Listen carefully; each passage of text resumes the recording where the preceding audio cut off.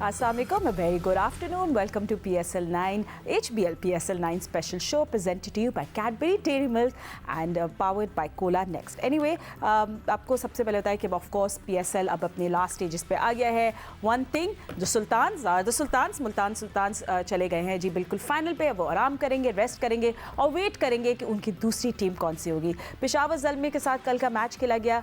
वो तो Peshawar Zalmi they lost the match, मगर ऑफ कोर्स उनको एक और चांस मिलेगा. वो एलिमिनेटर 2 खेलेंगे, बट एलिमिनेटर 1 होगा आज. सो इंटरेस्टिंग होगा कि कौन आज का मैच जीतेगा.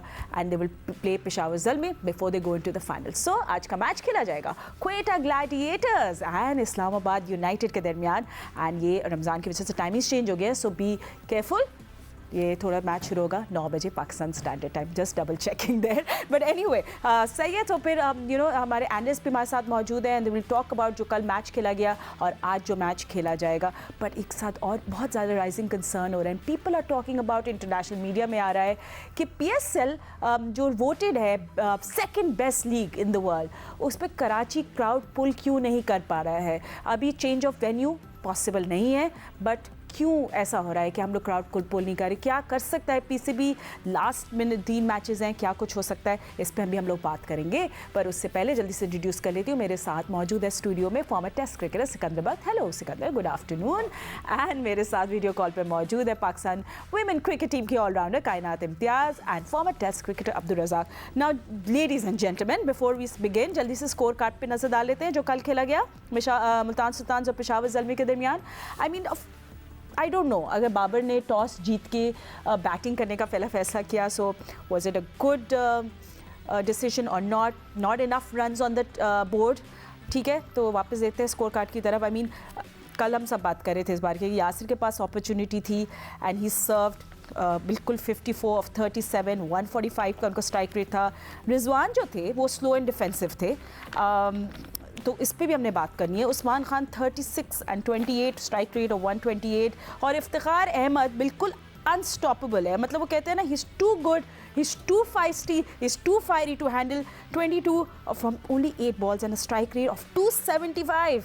वो और मतलब पेशावर ज़ल्मे की जो अगर बॉलिंग की बात करें तो Aamir Jamal, Mehran, Arshad very ordinary. But यही सवाल है, व्हाट्स द स्कोर इनफ. हमने देखा पहले बैटिंग करते हुए भी बाबर ने भी अपनी स्लोएस्ट इनिंग्स खेली है इस दफ़ा PSL में. सो ही वॉज इन दैट, मतलब ठीक है उन्होंने रन्स बनाए बट ही वॉज स्लो. सो ये हमने बात करनी है क्योंकि अगर उन्हें आगे जाके फाइनल खेलना है तो he can't do this again, right. So इस 46 ऑफ 42. क्या पिच में कुछ था ऐसा, हमारे एनालिस्ट बताएंगे. चले लेट्स गो. सो सिक्को, सबसे पहले let's come to the batting. तो क्या हुआ बाबर को कि वो इतने स्लो डाउन हो गए. क्या साइम अयूब और उनकी बड़ी ज़बरदस्त एक पार्टनरशिप है, उनके आउट होने के बाद do you think something happened. देखो कल का जो प्रोग्राम था उसमें मैंने प्रिडिक्ट कर दिया था. वो अब जाके चाहें तो फेसबुक पे देख लें कि पेशावर को सरप्राइज़ दे देगा मुल्तान. हालांकि 2 मैच वो पहले हार चुके थे. देखें, दोनों टीमों के साथ एक मसला है, वो मैं पहले भी डिस्कस कर चुका हूँ कि बाबर एक तरफ से पूरा सॉलिड खेलते हैं, अगर वो आउट हो जाएं या उनके ऊपर प्रेशर आ जाए तो टीम कोलैप्स करती है. उधर रिजवान है, मगर रिजवान, इन लोगों को सपोर्टिंग हैंड चाहिए. वो कल वो आउट हो गया साइम, तो बाबर को सपोर्टिंग हैंड नहीं मिला जो कि साइम उनको प्रोवाइड करते हैं, रन्स करते हैं, तो वो नहीं कर सके. और जहाँ तक ये कि सब कह रहे हैं कि जी बैटिंग क्यों की, मेरे ख्याल से कोई ऐसी बुरी बात नहीं थी. ठीक है, आपने बैटिंग कर ली, कोई बात नहीं, मगर वो रन्स जो होने थे वो नहीं हो सके. अब कल मैंने जिक्र किया था हारिस का कि भाईजान हारिस के ने जो 8 मैचों में 80 रन किए, क्या वो ड्रॉप होंगे. भट्टी साहब ने भी सवाल उठाया था कि क्या ये ड्रॉप करेंगे, उनको खिलाते रहेंगे. उनको आपने खिला दिया, 1 डाउन कर दिया, कभी आप उनको 1 डाउन कर देते हैं, कभी ओपन करा देते हैं, कहीं तो उनको पता ही नहीं, मगर खिलाना ज़रूर है. वो मतलब इतने अटूट अंग हैं कि उनको खिलाना ज़रूर. हसीब 6 मैचों में उनके 75 रन थे, उनको भी खिलाया आपने. उनके पास मेरे ख्याल से या तो चॉइसेस नहीं होंगी. तो ये लड़के जो थे एक तरीके से नीचे रन ही नहीं कर रहे थे, तो ये उनका एक ड्रॉबैक था जिसकी वजह से वो आगे नहीं बढ़ सके. ठीक है, अब आप, मैं दूसरी तरफ अगर आप बैटिंग की आप बात करना चाहें, अभी थोड़ी देर में आ रहे हैं. ठीक है, पहले हम पेशावर ज़ल्मे की बात करें. एंड आपसे भी बात करेंगे. रज़ाक, आपको क्या लगता है there was something in the pitch, different conditions. अच्छा, फिर हारिस के भी अच्छे लग रहे थे क्योंकि जब वो आए, I think Haris made 22 run बनाए ने 14 गेंदों में, और मुझे लग रहा था कि हारिस अभी मूड से में आए हैं और बाबर को सपोर्ट करेंगे. बट अगर ऑफ कोर्स मुल्तान सुल्तान की बॉलिंग बहुत ज़्यादा अच्छी थी कल. नहीं, फादर सीधी बात है, बड़ा अच्छा फैसला था बाबर आजम का टॉस के पहले बैटिंग करने का. और एक स्टेज पे तो बड़ी अच्छी पोजीशन पे थे और उनकी मिडिल ऑर्डर में क्लैप्सेस हुए, मिडिल ऑर्डर से फायरवर्क्स नहीं हुआ. जिसकी वजह से 15 से 20 रन की शॉट थे और इनको अवेयरनेस थी तो ये यहाँ पे इन्होंने 147 भी डिफेंड किया हुआ है पेशावर ने। तो यहाँ पे 160 170 जो है वो विनिंग स्कोर हो सकता है क्योंकि यहाँ पे 200 वाली विकेटें नहीं है यहाँ पे, और स्पिनर को भी मदद मिलती है और रिवर्स स्विंग भी नजर आता है क्योंकि पिच में इतनी जान नहीं है जिस तरह हमने लाहौर, मुल्तान और पिंडी में देखा। तो इनको बड़ा अच्छा था, लक इनका साथ दे रही थी और टॉस जीतना ये बड़ी अच्छी बात थी। पर जो मिडिल ऑर्डर है मैं समझता हूँ वहां पे थोड़े क्लैप्सेस हुए हैं, वहां पे रन नहीं हुए, इसकी वजह से ये मैच हार। अब रज़ाक आप बिल्कुल सही कह रहे हैं, 170 175 ही होता है। You know we were also thinking, ये खुद भी कह रहे थे बाबर कि we were 15-20 run short. I mean अनकायनात आई थिंक वो बिल्कुल रज़ाक सही कह रहे, जो 3-4 ओवर्स बीच में गए हैं ना, जब पेशावर ज़ल्मी बैटिंग कर रही थी, I mean they were slow, they were bland, they were dry, they were no runs, बिल्कुल स्लो डाउन हो गए थे। That was maybe the turning point of their batting. That I completely agree. यहाँ पर यही था कि जो रिजवान, हम जैसे पहले बात कर रहे थे कि उन्होंने 5 बॉलर्स कंटिन्यूएशन में यूज़ किए मुल्तान ने, इस बार उन्होंने 6 बॉलर्स यूज़ किए हैं, 6-7 बॉलर्स यूज़ किए हैं उन्होंने, 6-7 बॉलर्स। तो अगेन जिस तरीके से बॉलर्स को यूटिलाइज किया है, फौरन चेंज करते रहे हैं, दिस इज अ की क्योंकि आप वहाँ पे बैटर्स को सेट नहीं होने दे रहे हैं। इतने बड़ा मैच है, डायरेक्ट फाइनल में आपकी क्वालिफिकेशन है, तो ऑटोमेटिकली वहाँ पे जिस प्रेशर बॉलर्स पर भी था, हेड्स ऑफ टू बॉलर्स के, उन्होंने हर इंटरवल्स पे विकेट लिए। जैसे ही वो कोई बैटर सेट होने लगता था वहाँ पे एक विकेट आ रही थी। और हारिस को देखकर मुझे भी कल यही लगा था कि आज शायद इनका दिन है और ये अपनी जगह जो है वो प्रूव कर देंगे दैट इट्स राइट, क्योंकि 14 बॉलों पे उन्होंने 22 रन किए हैं, बट अगेन वो उससे आगे उसको कंटिन्यू नहीं कर पाए और बाबर का साथ देने के लिए कोई नहीं था। साइम की जो अर्ली विकेट थी वो डेफिनेटली पेशावर के लिए बहुत बड़ा लॉस थी, क्योंकि साइम तेज खेलते थे तो बाबर का वहाँ पे सारी चीजें कॉम्पनसेट हो जाती थी। लेकिन अगेन चिप इन करने के लिए प्लेयर्स नहीं थे, उस तरीके से किसी भी बैटर ने स्टैंड अप नहीं किया, स्टैंड आउट नहीं किया, तो यहाँ से पेशावर काफी पीछे चला गया था। सिको बिफोर आई मूव फॉरवर्ड, हां, अगर मैं कल मैन ऑफ द मैच देने वाला होता, इन लोगों ने अगर मैच देखा हुआ होगा, आई एम श्योर उन्होंने वॉच किया, जॉर्डन की बॉलिंग ने इनको मैच कन्वर्ट किया है, चेंज किया है। जब उसने बाबर को बोल्ड किया उसके बाद उसके 2-3 ओवर ऐसे लीथल थे, लीथल से मुराद उसने इतनी अच्छी यॉर्करें की। देखें उसामा ने किए 2 for 16, उसने किए 2 for 28। एज अ क्रिकेटर मैं तो सर पीट रहा हूँ ना कि हम दिखा नहीं सकते। उसने इतनी खूबसूरत यॉर्करें की हैं, इतनी खूबसूरत, और जो बाबर आउट हुआ है वो भी उसी तरह की जड़ के अंदर उसने वो यॉर्कर की, तो उसको वो थर्ड मैन पे खेलने जा रहा था, बोल्ड हो गया। उसके बाद उसने 1-2 ओवर इतने अच्छे किए, हम लोग बैठे यही बात कर रहे थे कि यार इतनी ज़बरदस्त यॉर्करें मारा था। और ये बात साबित हो गई कि चाहे मॉडर्न डे क्रिकेट हो या हमारे ज़माने की क्रिकेट हो, यॉर्कर्स आर द बेस्ट। उसने इतनी अच्छी यॉर्करें की कि आगे कोई रन बनाने ही नहीं दिया। जो अभी आप बात कर रहे हो ना कि मिडिल ऑर्डर में वो रन कोलैप्स हो गए, तो मेरे हिसाब से कल जो मैन ऑफ द मैच था 2 for 28 जॉर्डन को होना चाहिए था।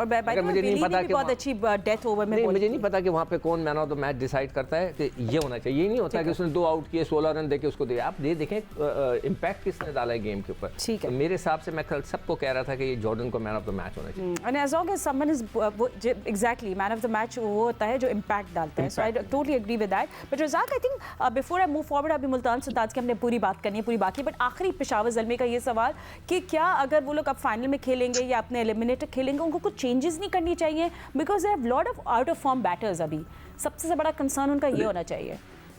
देखिए फातिमा, सीधी बात ये है कि आउट ऑफ बैट्समैन नजर नहीं आ रहे। ये वही टीम है जो पिछले अच्छा खेल के तो सेकंड पे फिनिश किया है और 147 ने जैसे मैंने कहा डिफेंड किया है। वैसे बॉलिंग भी आप इनकी अच्छी हो गई, बैटिंग भी इनकी बड़ी अच्छी चल रही है। तो ओवरऑल मेन ये जो मैचेस होते हैं इनमें जो प्रेशर होता है ना, ये जो फील होती है प्लेयर्स की वो डिफरेंट होती है। यहाँ पे परफॉर्म करना पड़ेगा।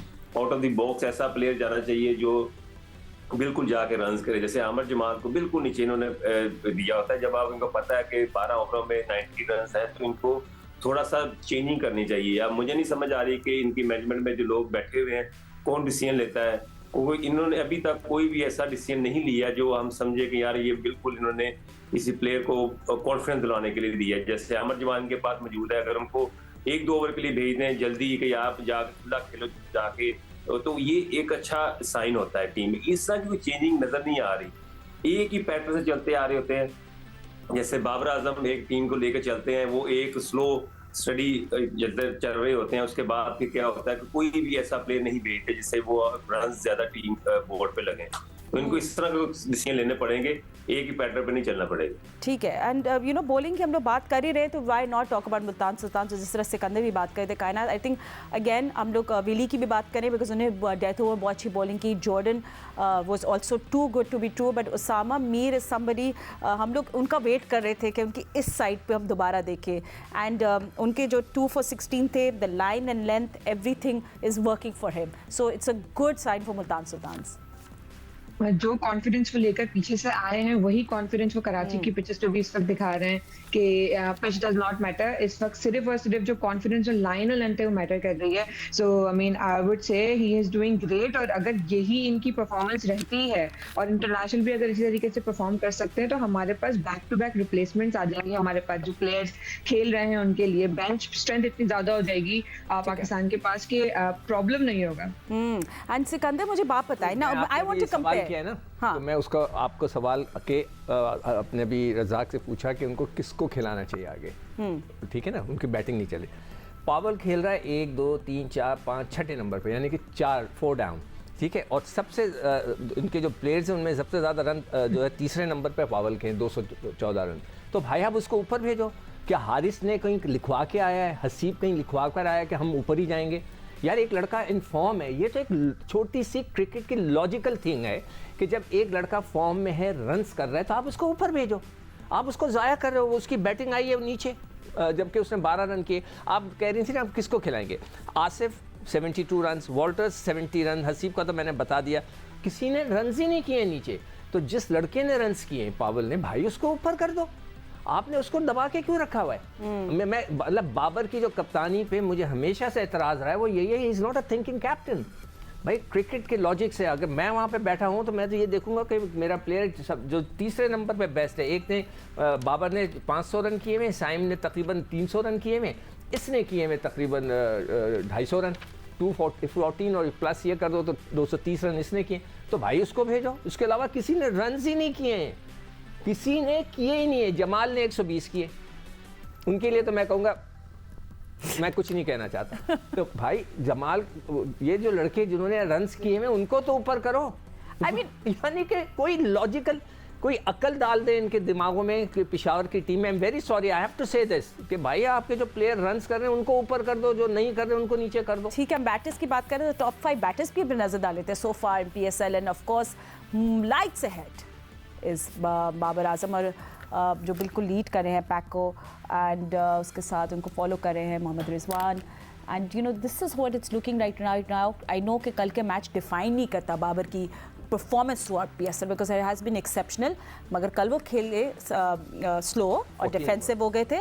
और साथ ही दूसरे कैप्टन उनके friend Mohammad Rizwan was also very defensive, मतलब ही वाज वेरी स्लो। मुझे लगता है कि लोगों को इतना लंबा स्ट्रेच नहीं करना चाहिए। देखो रिजवान जो स्लो खेल रहे थे ना, यासिर रन्स कर रहा था, बिल्कुल सही कर रहा था। मैं उस वक्त लोग मुझसे पूछ के गए थे यार स्लो खेल रहा है, मैंने कहा नहीं वो सही कर रहा है, उधर से रन बन रहे हैं ना, तो वो अपने एंड ब्लॉक करके उसको कह रहा था तुम चालू रहो, मगर वो नहीं कर सका, वो जल्दी आउट हो गया रिजवान। तो रिजवान ने एक तरीके से तो सही किया, मगर उनको सपोर्टिंग एक्ट दूसरों से मिल गया। उस्मान आ गया, उसने भी रन्स कर दिए, उसने 50 कर दिए, मैच ही खत्म हो गया जी। और यासिर की हम लोग बात करें रज़ाक, तो यासिर के पास you know he took that opportunity. I mean 54 of 37, बड़ा सर्व किया उन्होंने अपने बैट के साथ, मज़ा आया उनको देख के, and we do expect him to do this in the future as well. हम जब बात करते हैं सिचुएशन बहुत काउंट करती है, और सिचुएशन के मुताबिक यासर की आप इनको इतना ज्यादा तारीफ नहीं कर सकते क्योंकि टोटल इतना ज्यादा नहीं था, प्रेशर वाला टोटल नहीं था। अगर 170 165 होता तो फिर वो बिल्कुल डिफरेंट फ्रेम माइंड होता है जो ओपनर्स जाते हैं। तो इन्होंने एक अपॉर्चुनिटी दे दी, जो पेशावर ज़ल्मी है, इन्होंने इतना लो टोटल किया है सेमीफाइनल में और बिल्कुल वन साइड मैच करवा दिया। तो इसमें आप किसी बैट्समैन को आप प्रेज नहीं कर सकते कि इसने बड़ा अच्छा खेला, क्योंकि पेशावर ज़ल्मी जो है ना बहुत ही अच्छा मैच नहीं खेले जिस तरह की खेलना चाहिए था। जिस तरह का हम एक्सपेक्ट कर रहे थे कि जरा कांटेदार मैचेस हों, जैसे हमने देखा कि आखिरी बॉल पे मैचेस गए हैं, तो उस तरह की एक्सपेक्टेशन नहीं हुई। तो अभी टोटल इतना ज़्यादा नहीं था, अब देखेंगे फाइनल में, और जहाँ कांटेदार मैच होगा सिचुएशन टेंस होती है, प्रेशर बिल्ड होता है, तो वहाँ पे हर प्लेयर एक्सपोज भी होता है, उसका बॉलर्स का भी पता चल जाता है। जैसे सीकू भाई जॉर्डन की तारीफ कर रहे हैं, जॉर्डन ने बहुत अच्छी बॉलिंग की है। अब ये है कि अब देखना पड़ेगा कि जब फाइनल आएगा जहां पे सिचुएशन ऐसी होती है कि हमें भूलना नहीं चाहिए कि लास्ट ईयर मुल्तान सुल्तान जो है आखिरी ओवर में मैच हारी हुई है फाइनल, तो ये भी देखना पड़ेगा, कंडीशन पे बड़ा डिपेंड करता है। एब्सोल्युटली कंडीशंस पे डिपेंड करता है। और आप कह रहे हैं कांटेदार मुकाबला होगा, pressure, you know, all the nerves and thrillers, but ये सब कुछ फीका पड़ जाता है जब क्राउड नहीं आता है। एंड ऑफ कोर्स सबसे ज़्यादा अब तो कंसर्न हो गया है पीसीबी के जो चीफ्स हैं, जो हेड्स हैं, वो आपस में मिलके बैठ रहे हैं, डिस्कस करें कि क्या वो कर सकते हैं कि कराची का क्राउड वापस आने। आई नो रमज़ान भी है तो लोग एडजस्ट भी कर रहे हैं। मंडे को फाइनल खेला जाएगा जो वर्किंग डे है, तो इस पे हमारे एनालिस्ट जो है उनके हमें पूछेंगे व्हाट कैन दे डू, कुछ बच्चों को फ्री कर दे, क्या कुछ हो सकता है। आप लोग की सजेशंस आर वेलकम। होपफुली कोई पीसीबी भी डिसाइड करे, क्योंकि वेन्यू तो अब बदल नहीं सकती, अब कराची में ही होगा सब कुछ। ठीक है, so we'll find out from my analyst. मगर हम यहाँ क्विक ब्रेक लेनी है। देख रहे हैं HBL PSL 9 special presented to you by Cadbury dairy milk. Will see you on the other side. Stay with अस।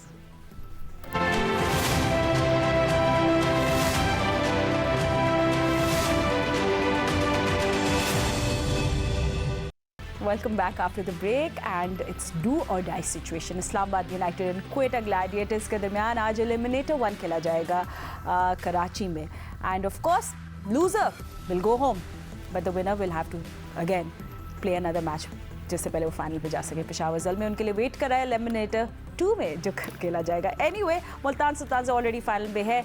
किस तरह क्या होगी सिचुएशन, दोनों टीम्स को हम लोग कंपेयर करेंगे जो आज खेलेंगे eliminator 1। But crowd pulling has become really an issue और सब पूछना चाह रहे हैं कि किस तरह हम लोग चेंज कर सकते हैं थिंग्स अराउंड कि कराची में क्राउड आने लग जाए। आई नो रमज़ान भी चल रहा है, तो आपको ये भी बताएं कि हमारे एनालिस्ट से तो हम गुफ्तगू कर रहे थे, बट सैयद याहिया हुसैनी में भी ज्वाइन कर लिए। तो याहिया आप बताएं, बड़ा कंसर्न हो गया है, थिंक टैंक पीसीबी के बैठे हुए हैं, डिस्कशंस कर रहे हैं कि क्या कुछ हो सकता है। What suggestions do you have कि थोड़ा क्राउड आए तो ये थ्रिलिंग मैचेस एंजॉय करें? बहुत शुक्रिया फातिमा और तमाम आपके पैनलिस्ट को अस्सलाम वालेकुम। और ये जो आपने बात की है कि क्राउड को आप कैसे जो है वो इंगेज करेंगे और इन मैचों के लिए आप उनको मदऊ करना चाहेंगे, तो ये हथेली पर सरसों सजाने वाली बात है। और इस टूर्नामेंट के हवाले से पहले से ये बात हो रही है कि ये जो तरीक़ाकार था इस टूर्नामेंट का शुरुआत का, वो ठीक नहीं था। लाहौर को आपने इस टूर्नामेंट में अपने साथ रखना था, एक एलिमिनेटर कम से कम आपको लाहौर में रखना था। वो जो हम बात कर रहे हैं कि टीवी क्रू जो था वो साइमल्टेनियसली 2 जगहों पर था। जब कराची आ गया था तो पिंडी वाला फ्री हो गया था, तो आप उसको भेज सकते थे लाहौर। लेकिन दूसरा सवाल यह है कि ट्रैवलिंग जो है वो टीमें नहीं करना चाह रही इतनी ज़्यादा, क्योंकि कम से कम आपको 2 घंटे की ट्रैवलिंग करनी है कराची लाहौर, देन उसके बाद जो है वो आप होटल आते हैं तो 3.5 घंटे आपके कहीं नहीं जाते। अब आपका सवाल यह है कि कैसे आपको क्राउड को जो है वो मुतवज्जे करना है। मुझे नहीं लगता फातिमा, अब बहुत ज़्यादा अगर हुआ तो शायद फाइनल में आपको जैम पैक स्टेडियम मिलेगा। लेकिन बड़ा सवाल यह है कि मंडे वाला दिन होगा, वर्किंग डे होगा, अगले दिन आपको ऑफिस जाना होगा, और चूंकि रमजान उल मुबारक में ऑफिस की टाइमिंग जो है वो थोड़ी सी अर्ली है, तो क्या उसके बावजूद लोग मैच देखने के लिए आएंगे, जरा मुश्किल सवाल लगता है। फिर उसके बाद इस टूर्नामेंट में जो टीमों की कारकर्दगी का मैयार रहा है, जो टीमों की अट्रैक्शन रही है, वो भी एक बड़ा सवाल है। अब एक ही सूरत हाल नजर आती है कि आज कोयटा की टीम जो है वो थोड़ा सा जंप अप करें, उमदा कारकर्दगी का मुजाहरा करें, क्योंकि कोयटा की टीम में मोस्टली जो है वो कराची के खिलाड़ी हैं। तो अगर कोयटा की टीम यहाँ से हैरानकुन कारकर्दगी का मुजाहरा करती है और आगे जाती है फाइनल तक, तो मुझे थोड़ी सी उम्मीद है कि शायद लोग सपोर्ट करने आए टीम को। ठीक है, 2 थिंग्स आई थिंक। एक तो हम लोग सजेस्ट कर सकते हैं कि मे बी अब पब्लिक हॉलीडे इन कराची, तो फिर मंडे को हम लोग सब प्रॉमिस करें कि हम जाएंगे मैच देखने। And the other thing is कि जैसे आप कह रहे हैं कि quality of performance and all of this, and Sikko and I do want to see hear your point of view as well, and Kainat से भी हम पूछेंगे। यू नो आप यूजली अपग्रेड होते हो बिजनेस क्लास में, डाउनग्रेड सा लग रहा है this time around, only because of these little bit things जो पीसीबी को सॉर्ट आउट करनी पड़ेगी। मुझे आज बड़े embarrassing I was feeling a bit embarrass कि जब मैंने एक इंटरनेशनल मीडिया के ऊपर ये आर्टिकल पढ़ा कि पाकिस्तान का क्राउड ये फाइनल पूरी दुनिया में इतवार को होता है, यहाँ पे मंडे को हो रहा है। और मतलब वो जब ये सारी चीज़ें लिखी हुई पड़ी तो मुझे बड़ी शर्मिंदगी हो रही थी कि जो कराने वाले हैं, ये इस क्रिकेट बोर्ड का कसूर नहीं है, इस क्रिकेट बोर्ड का कसूर नहीं, ये पिछले वालों का है। मगर जो ये टूर्नामेंट करा रहे हैं उस वक्त बैठे हुए क्रिकेट बोर्ड में, तो नकवी साहब को चाहिए कि उनको ज़रूर पूछें ये बात। सबसे पहली बात, जो क्रिकेट खेलता है कराची के अंदर, जिसने, मैंने तो 75 से T20 खेल रहा हूँ, सुपर कप वगैरह होते थे, हमेशा ये 10वीं रमज़ान के बाद शुरू होते हैं। वाई? 90% लोग कोशिश करते हैं कि 10वें रोज़े तक वो 10 रोज़ा तरावियाँ पढ़ के फ़ारिग हो जाएं, फिर उनका बिज़नेस होता है, काम होते हैं, फिर उधर से रश शुरू होता है। हमें किसी को कुछ नहीं आइडिया, जिन्होंने क्रिकेट नहीं खेली, जिन्होंने कभी ज़िंदगी में टूर्नामेंट्स नहीं करे, उनको नहीं पता कि मैं क्या कह रहा हूँ। नंबर 1। नंबर 2, मैंने कहा था बूथ लगा दें, यहाँ पे लाइव टिकटें बेचें, लोग आ रहे हैं। नंबर 2, मैंने एक और चीज़ मैंने कही थी, नंबर 3, कि एक पेरेंट एक टिकट खरीदे ना, सो बोले बेटा तुम 4 बच्चों को साथ मुफ्त में लेके आओ। नंबर 4, आपको स्कूल को अगर करवाना था तो बहुत पहले कराते, अब इट्स टू लेट, बोले बच्चों के एग्जाम्स हो रहे हैं। अच्छा, संडे इट्स टू लेट, हो नहीं सकता, इट्स टू लेट। अच्छा सिक्को, दूसरी जैसे हम जब बात कर रहे हैं and you know and it's going to be interesting, let's see क्या होता है, पीसीबी क्या सोचता है। Again like I said it's too late for that. But Kainat, चलिए Islamabad United and Quetta Gladiators के दरमियान की बात करते हैं, जो आज क्रूशल मैच खेला जाएगा। आई मीन लास्ट मैच तो जो उन्होंने they were together, they faced each other, low scoring match था, क्वेटा ग्लैडिएटर्स जीत गया था। अब talking about Islamabad United, their team of allrounders, they have an explosive opening pair, और बस आई थिंक उनको कुछ थोड़ी सी स्टेबिलिटी चाहिए, somewhere in the middle. Stability Shadab ही इस वक्त मुझे लगता है प्रोवाइड कर सकते हैं। सलमान अली आगा भी हैं वहाँ पे, अच्छी बैटिंग कर रहे हैं। इस्लामाबाद यूनाइटेड की टीम मुझे ज़्यादा इस वक्त डोमिनेटिंग लग रही है, क्योंकि वहाँ पे ज़्यादा एक्सक्लूसिव प्लेयर्स हैं जो आपको जल्दी रन करके दे सकते हैं। Azam Khan one of the examples, अगर वो भी कराची की पिचेस सारी जिंदगी उन्होंने कराची में खेला है, अगर वो चलते हैं तो क्वेटा को काफ़ी डिस्ट्रक्टिव चलते हैं तो ऑफकोर्स सिक्कू भाई चलते हैं तो काफ़ी फ़ायदा दे सकते हैं इस्लामाबाद को। जहाँ तक क्वेटा की बात है, इनका ऑलमोस्ट होम ग्राउंड है, क्योंकि जैसे सिक्कू भाई ने कहा सारी कराची की ही ऑलमोस्ट टीम है यहाँ पर। Again Jason Roy, Saud Shakeel, opening pairs का इस वक्त चलना बहुत ज़रूरी होगा इस मैच में, ताकि वो बेस प्रोवाइड कर सके, और उसके बाद रायली, रदरफोर्ड और ख्वाजा आके सारे वहाँ पे चिप इन करके एक अच्छा टारगेट अगर सेट करें क्वेटा के लिए, तो क्वेटा के चांसेस बहुत अच्छे हो जाएंगे आगे जाने में। एंड क्वेटा को अगर चांसेस अपने आगे बनाने हैं तो I think it's the bowling, Razzaq, जो थोड़ा सा उनको लेट डाउन करेगी। आई मीन अकील हुसैन ठीक है, विद द न्यू बॉल उन पे बहुत डिपेंड करता है, वो शुरू के जो ओवर्स में बॉलिंग कराएंगे, मगर आमिर, असनैन, हमें कोई और किसको बोलिए, मोहम्मद वसीम, सुहेल खान भी करा, हाँ, दे नीड टू क्लिक, वो नहीं खो पा रहा। देखिए फातिमा, ये जो सेमीफाइनल्स होते हैं, ये बड़ी टेम्परामेंट की गेम होती है और प्रेशर ज़्यादा होता है, और इसमें ये है कि जैसे पेशावर वाली टीम देखी इतना अच्छा खेल रही थी, और एकदम से हमें ऐसा लगा जब देखो 1 साइडेड मैच इसने दे दिया सेमीफाइनल में मुल्तान को, तो क्वेटा के लिए भी यही है कि जो ये प्रेशर हैंडल करेंगे, प्लेयर परफॉर्म करेंगे, जिस तरह की इनकी थ्रू आउट परफॉर्मेंस नजर आ रही है, तो इतना ज़्यादा नहीं है। बॉलिंग में भी थोड़ा सा वीक है, बैटिंग में भी इनके पास इतनी स्ट्रेंथ नहीं है, ऊपर से अगर जेसन रॉय या सोच की अच्छा स्टार्ट देते हैं तो ये भी थोड़े का स्टैंड लेते हैं। पर देखा जाए तो इस्लामाबाद की टीम को ज़्यादा बेनिफिट है, क्योंकि उनकी टीम में काफ़ी बॉलिंग का, फील्डिंग का और बैटिंग का काफ़ी अच्छा कॉम्बिनेशन बना हुआ है। बिग अपॉर्चुनिटी है या सऊद शकील लीड करें, मगर दोनों टीम से ठीक है। Sorry, we have to take a news update break, और फिर हम वापस आते हैं, सऊद शकील की बात करेंगे, उधर से कॉलिन मनरो की भी उनकी 9 इनिंग्स में किस परफॉर्म किया।